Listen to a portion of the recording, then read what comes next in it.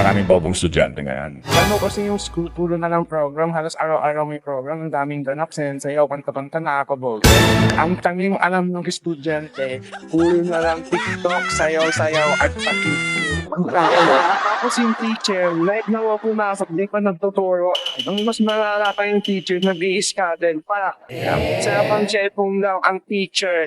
During class hour, ang nagiging teacher, estudyante na. Puro na lang report ang ginagawa ng estudyante, wala na akong alam, magre-report pa. Kasi ayaw ng teacher magturo. Okay. Tapos, imbes uwian na, pupunta pa ng covered court ang estudyante para mag-practice ng sayaw.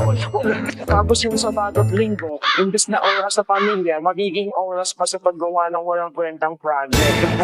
Ang sipag ng estudyante, pero walang laman ng utak. Ang tanging alam, TikTok, sayaw-sayaw, at ang mga test at assignment, inaasa na lang sa ChatGPT. Si ChatGPT na ang pinakasagot, nakakabobo talaga. At ang teacher, umaasa rin sa ChatGPT, ang AI din ang pinapagawa nila ng test page. Yung malupit pa, si AI na ang gumawa ng test, si AI pang sumasagot, at si AI pang mag-check. Mga ang inakasan nila sa AI, kaya madami ang mga bobo. Sayaw-sayaw pa, cute, buti sana akong matanda, kaso ang